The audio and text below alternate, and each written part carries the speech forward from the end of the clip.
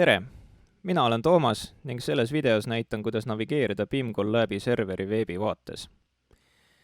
Lisaks IFC vaaturile BIM-Collab Zoom saab projekti andmeid vaadata ning eksportida ka veebibrauseri kaudu. Brauseris saab kohati isegi rohkem infot kätte kui Zoomis, sest seal näeb ka suletud issuesid ning lisaks näitab veebivaade ka erinevaid graafikuid, mis on äärmiselt kasulikud, kui soovitakse mõnda statistilist väljavõtet teha. Soovitan kindlasti ära vaadata ka meie issuede tegemise ning haldamise videod, kuna teema suuresti kattub ning paljud lahtrite tähendused ja omadused on detailsemalt lahti seletatud. Link nendele on selle video kirjelduses. Selleks, et projekti brauseris sirvida, tuleb kõigepealt sisse logida vastavasse serverisse. Käesolevas videos kirjutame veebilehitseja aadressiribale tarkon.bimcollab.com ning seejärel sisestame sisselogimisandmed, mida kasutame ka Zoomis sama projekti puhul. Nüüd avaneb meil üldvaade My Projects ning siit valime vastava projekti. Minul näitab siin erinevaid projekte, kuid igal kasutajal on loetletud ainult need, mis on tema kasutajaga seotud. Siit valime näitena Narva kesklinna põhikooli tööprojekti. Vaikimisi avaneb vahelehel Dashboard, mis näitab kiirülevaadet projektis toimuva kohta. Siin kuvatakse üldinfona näiteks seda, mitu lahendamata issue't on üleval ja kui palju issuesid on suunatud sisse loginud kasutajale, mis ootavad lahendamist. Keskmisel ribal on mõned statistilised graafikud. Esimene neist on aktiivsete, lahendatud ja suletud issuede osakaal või issuede osakaal nende olemuse põhiselt. Allpool kuvatakse kronoloogilises järjestuses issuedega seotud tegevused. Näiteks siin esimesena on näidatud, et issue number 161 oli viimati minu poolt muudetud sellisel kuupäeval ning tegevuseks oli lahendamine. Changes lahtris näidatakse, mida konkreetselt tehti ja viimane lahter status näitab hetkel olemasolevat staatust. See kõik on kiire ülevaate saamiseks. Nüüd aga võtame lahti issues vahelehe, kus saab kõiki olemasolevaid kui ka kustutatud issuesid detailides vaadata, sorteerida ning isegi uusi issuesid teha. Siin on näha 4 erinevat ikooni: Show Activities, Show Graphs, Show Tile View ja Show List View.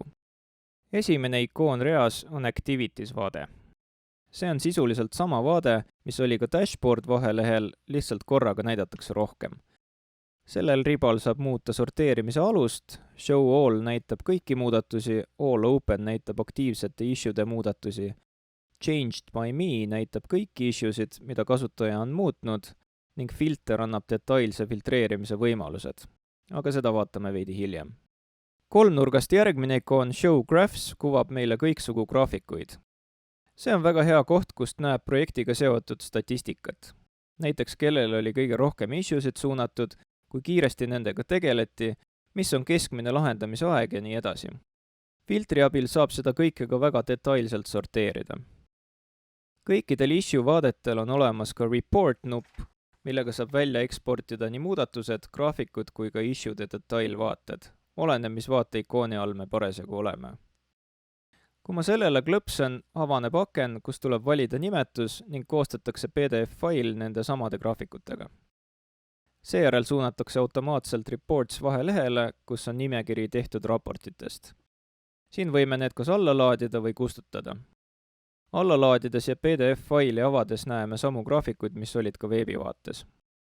Kui esimene issuede vaade näitas meile tegevusi ning teine graafikuid, siis viimased 2 näitavad meile loodud issuesid. Lihtsalt Tile View näitab suuremate piltidena ning List View loeteluna. Täpselt samamoodi saame neid vaadelda ka BIM-Collab Zoom vaaturis. Selles videos näitan neid pigem listvaates, kuna andmesisu saab nii paremini sorteerida. Tulbapäistele klikates saab sorteerida tähestiku järjekorras väiksemast suuremaks või vastupidi, sorteerimisalust näitab vastava tulba pealkirja taha tekkiv must nooleke. Hammasrattaga ikooni Columns alt saame muuta, milliseid tulpasid vaates kuvatakse. Praegu on mul kõik lisatulbad välja lülitatud, ehk näha olevad tulbad on kohustuslikud ning neid eemaldada ei saa. Kui lülitame teised tulbad ka sisse, siis on meil rohkem infot, aga vaade on jällegi kitsamaks aetud. Seega võiks tulpade valikus olla ainult need, mida päriselt vajame. Siinkohal näiteks Milestone ja Area on üldjuhul ebatarvilikud ning need võib hoida väljas. Teised aga jätame sisse. Label on päris oluline tulp, mis aitab filtreerida valdkonna järgi, olgu selleks siis arhitektuur, ehituskonstruktsioonid, torustikud või midagi muud. Kui klõpsame filter nupule, siis siit saame detailsemalt valida, mida kuvada tahame. Oletame, et kunagi sai üks meile suunatud issue lahendatud ning kinni pandud, aga soovime seda korraks üle vaadata või meenutada täpsemalt. Siis filtrist selekteerime ainult closed staatusega issued ning suunatud ainult vastavale isikule. Siin saame vajadusel ka need uuesti aktiveerida. See on üks koht, mida näiteks BIM-Collab Zoom vaaturis teha ei saa, suletud issuesid saab vaadata ning vajadusel reaktiveerida vaid veebis. Veebivaates jäetakse filter küpsistega meelde, seega järgmine kord jäävad valikud sisse ning need tuleks ümber muuta vastavalt vajadusele. Teeme veel ühe näite. Tahame näha ristumisi, mis on ventilatsiooni ning vee- ja kanalisatsiooni osamudelite vahel. Valime Type RIP-menüüst ristumine ning Label RIP-menüüst KVV ning VK valdkonnad. Staatuseks võtame kõik issued, mis on aktiivsed ning vajutame Apply filter. Nüüd kuvatakse ainult ristumised, mis on nende kahe osamudeli vahel. Lisamärkusena rõhutan, et selline filtreerimine toimub korrektselt ainult siis, kui issue tegemise ajal on kõik väljad korrektselt täidetud. Nüüd kuvatakse meile 60 issued, mis vajavad veel lahendamist. Sellest loetelust võib teha ka raporti, nii nagu ennegi, kuid nüüd on meil rohkem valikuid.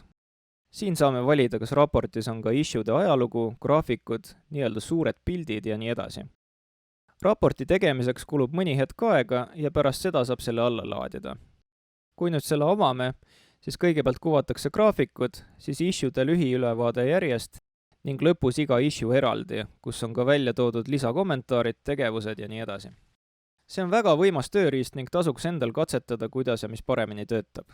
Põhimõtteliselt töötab kõik sarnaselt BIM-Collab Zoomi vaaturi loogikale. Viimasena vaatame korraks lists vahelehte, mis on tabelite vaatamise koht. Nii nagu ka Zoomis saab siin välja jagatud tabeleid vaadata. Võtame näiteks viimistluse ruumide järgi ning vaates kuvatakse vastav tabel. Kui mõni tabel aga ei ole välja jagatud, siis kuvatakse selle kohta vastav märge. Loodan, et see video andis parema ülevaate projekti andmetega toimetamiseks veebibrauseris ning erinevate filtreerimise tehnikatega tasuks kindlasti ka omapäi eksperimenteerida. Järgmise korrani!